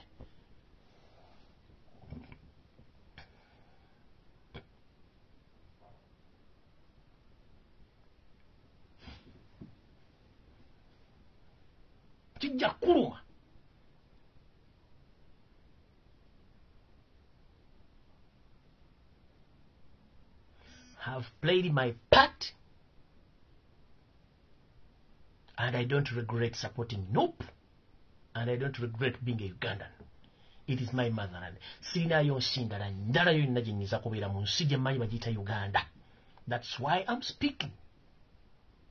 So if you're there pretending that you're in the diaspora, you are there, you are committed, remember you still have your ancestral background or roots back in Uganda, who are going to suffer more than who you are right now in the diaspora. And this is my last message to all comrades in diaspora. Please be very careful. Don't mess around with the people whom you don't know in the diaspora. And be very careful with the people who are aged right now, who enters in Europe or USA or Canada. Museveni has sent more spies in diaspora than at home. Abasinga bona bade serving officer mu police ne maje bali myaka wakati wa 4 kwa 5 basajja ngoli omule yazze mu kimupya mu system mupya wali babi nnyo mu kyegendereze nnyo babi nnyo, but strictly abadde maje ne police, strictly nkiddamu abadde maje ne police abalere mu public office, no problem, you can deal with them kubanga naye abaddusayo biya kufuna sente no nkiddamu. Be very careful nnyo mukole research ku bantu bemu invitinga naddala nga bakajja mu bitundu byamwe mubeera bambega ebikwa by'obutwana bibasomesa mubimanyi, engeri gye bukolamu mubumanyi. Mu America abantu mufanga ebiyenje bana Uganda kelimo ekibatta butwa ababuga bajje bali. Mu Europe Bungereza abantu bafa mu COVID kumbe butwa ababuga bajje bali.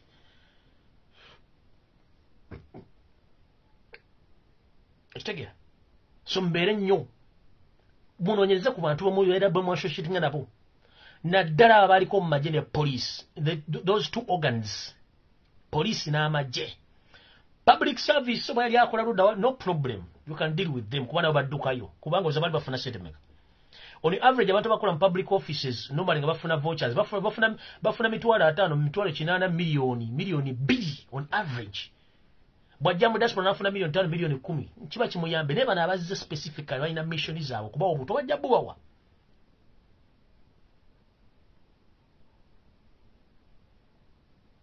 Osanga guy takola alina apartment ya bay, moroka javuga ya bay, alya anywe ngoyo zayambala njagala kati njagala balaga ebintu bino. Bosanga omuntu mu diaspora wonna w'omusanze oba oli mu Bwarabu oba oli mu Africa oba oli ludda oba oli mu Europe oba oli mu Canada, the moment bw'osanga kategoriza abantu bano wammanga. 2, omuntu ng'akuze emyaka nga yakajja asula mu apartment za bay, ayambala bulungi, takola, yebu eva buli mukolo abeerawo ayagala nnyo okumanya address zammwe mubeera ayagala nnyo okuassociatinga nammwe oyo mbega kabeere muvubuka ate mumanyi figa zaabwe tezibula wano akusosonkereza nnyo okumanya emboozi okyafa ku ggwanga lyo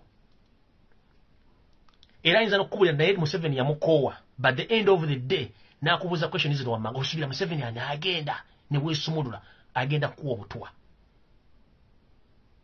mumanyi kyabatwala mukitegeere bulungi nnyo abantu buulire nga namwe si mikwano gyammwe njagadde obbawako brief kino kigendere basisita baffe ne babrother baffe abali mu diaspora mwegendereze nnyo abantu abatakola nga tayambala bbeeyi ayambala masuuti takola asula mu apartment ya bbeeyi motoka bavuga za bbeeyi baagala nnyo okubeera ku mukolo gwamu babeera baagala nnyo okumanya address zammwe biki akubuuzabuuza politics akubuuza ebintu bya politics akubuuza ebya business ki ekitambula wano tafaayo ku byampapula takubuuza nti ayinza n'okujja nakusaba asayiramu naye nga yayina ekigindwa kikirala nnyo bangi nnyo mu Europe bangi nnyo mu America bangi nnyo Canada so mbere ne bana ba public officers abadduka mu Uganda no tebalina buzibu kubanga abajja kunoonya muwogo era afune omutwalo kinala miliyoni 2 ezo si sente ng'asobola zifuna mu wiki mu America naye omuntu atakola ng'alina sente waasula wa bbeeyi alina essimu za bbeeyi naye nga takola jjukira mu Europe tusasula bills tusasula ennyumba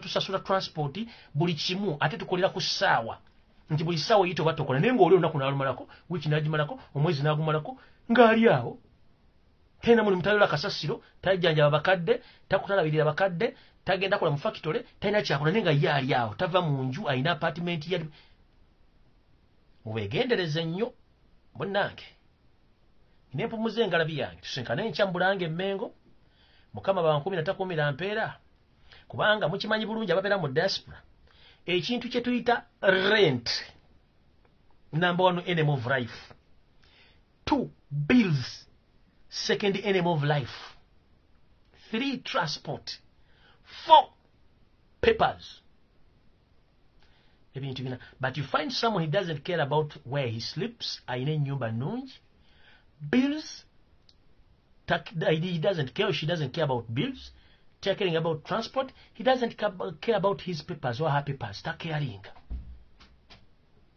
question mark